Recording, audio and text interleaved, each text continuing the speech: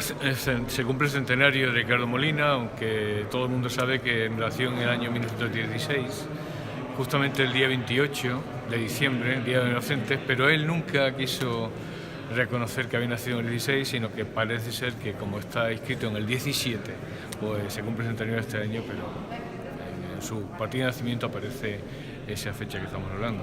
Entonces se cumplen esos 100 años, es una fecha muy significativa y había que hacer en Córdoba un homenaje a Ricardo Molina, que es el gran poeta del grupo Cántico.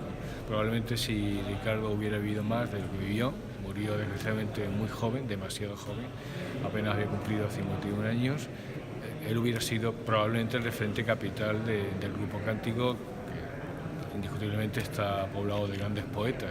¿Fue fundador? Fue fundador del grupo Cántico. Es el fundador, el maestro, el que los reunió a todos los demás, porque Pablo era el más pequeño del grupo. Entonces, su pupilo esencial, digamos el más cercano a Ricardo Molina, pero realmente quien fundó el grupo fue Ricardo. Prácticamente Ricardo llevó adelante todos los proyectos de las revistas y aglutinó a su alrededor tanto a los poetas como a los pintores, y además consiguió a través de sus relaciones que tuviera una difusión nacional, incluso hasta a veces internacional, ¿no? Su amistad con Dámaso Alonso fue clave, capital.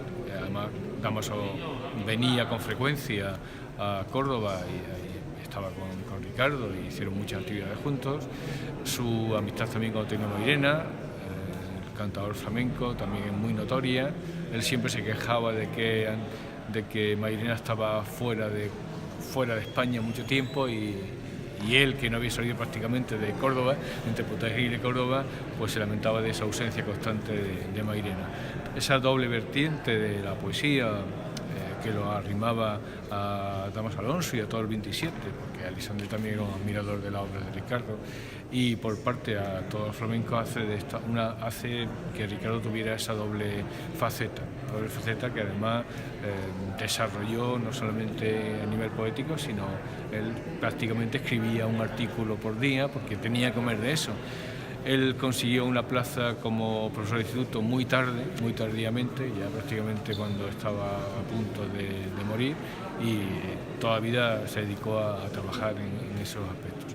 Bueno, Ricardo es fundamental porque él pudo conciliar en su poesía unos aspectos realmente muy contradictorios. Era un hombre panteísta, pero a la vez tenía una centrada creencia religiosa. Era profano y sacro, ¿no? Todo el grupo cántico en general tiene esa doble connotación, ¿no?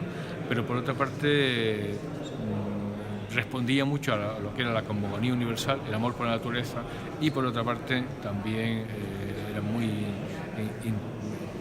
muy introspectivo, o sea que él le echaba en cara al mundo el poco cuidado que tenía en relación con todo el fenómeno natural. Por otra parte, su poesía dedicada al andaluz es absolutamente válida hasta nuestros días. Su elegía de Sándula, por ejemplo, es un libro excelente, o la Medina Zahara, libros de auténtica resonancia lírica. Y yo creo, y lo digo sinceramente, que no está valorado a nivel nacional como debiera. No es un hombre que figure en las antologías como debiera figurar, y creo que Córdoba tiene la obligación de reivindicarlo para que se ponga al nivel, no digo de Pablo, que ha vivido mucho tiempo, pero que sí que realmente tenía que estar en todos los libros de texto, ¿no? Para saber todo el mundo quién era Ricardo Molina. Merecido homenaje, por lo tanto. Merecido homenaje. Córdoba entera se ha volcado, ciertamente, tanto ayuntamiento, con una jornada sobre flamenco, el propio pueblo de Puente Genil, la Real Academia de Córdoba, que tuvimos unas jornadas dedicadas a cántico, pero especialmente a Ricardo Molina, y ahora nosotros. También la Universidad de Córdoba. En general, todas las instituciones cordobesas han querido unirse a este gran homenaje tan merecido para Ricardo, y creo que tampoco considerado en relación con el gran poeta que era. Viene a agrandar y por supuesto a engrandecer la colección Arca del Ateneo, una colección que se inició hace 20 y tantos años en el Ateneo de Córdoba, una colección de libros. En este caso vamos a hacer un homenaje al poeta pontanés Ricardo Molina con motivo del centenario que se está celebrando este año. El libro consiste en una recopilación de poemas dedicados al poeta Ricardo Molina, en la que han intervenido sobre todo poetas del Ateneo, pero también se ha invitado a otros poetas. Por ejemplo, el libro lo abre nuestro poeta señero en estos momentos, como sería Pablo García Baena, aunque también hay otros poetas, desde Juana Castro, Matilde Cabello, Conde Casapadilla, Mario López, que también es un poema que nos ha cedido la familia. Y simplemente lo que pretende es reconocer a este poeta, fundador del grupo Cántico, gran flamencólogo también, que supuso un hito en la poesía cordobesa en los años 40 y en la poesía española, ¿no?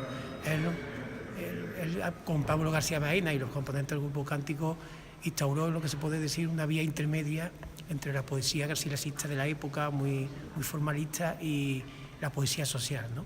Entonces, la verdad es que se merecía que el Ateneo siempre estaba muy atento a este tipo de acontecimientos, y sobre todo a la poesía, que está en la esencia del Ateneo, pues dedicarle un libro homenaje a Ricardo Molina. ¿Cómo era Molina como poeta? Bueno, ya lo he dicho, es un poeta esencial en la poesía cordobesa, y yo digo incluso en la poesía española, no solamente ya porque creara el grupo Cántico, sino por los nuevos valores que instauró en la poesía, una poesía con dos características: por un lado tradicional, pero por otro lado también es vanguardista, ¿no? Con nuevos valores, y eso fue lo que hizo que Ricardo Molina iniciara una nueva vía en la poesía española, que de alguna manera se estaba, no voy a decir anquilosando, pero que a ellos precisamente los relegaron por utilizar esa vía intermedia que no estaba entre las dos, de garcilasista y de poesía social. De hecho, no hasta los años 70 que reivindican su figura. Otro aspecto también interesantísimo de Ricardo Molina es su faceta como amante del flamenco. Con Ricardo Molina fue los que crearon los años 50, siendo alcalde aquí en Córdoba Antonio Cruz Conde, los que promovieron el primer concurso nacional de cante flamenco de Córdoba, el año 56 concretamente. Y él dedicó gran parte de su actividad a partir de esa época al flamenco, y junto con Antonio Mairena, por ejemplo, publicó un libro que se considera la Biblia del flamenco, ¿no? Mundo y forma del cante flamenco, un libro que seguramente habría que revisar, pero que fue un hito en su época, ¿no? E incluso escribió más libros dedicados al flamenco, Misterio del flamenco, Función social de la poesía, también un ensayo sobre la poesía, y por supuesto está su libro, se puede decir, emblemático, como fue La elegía de Sándua, un libro que ha influido muchísimo en la poesía de los poetas cordobeses, pero también a nivel nacional.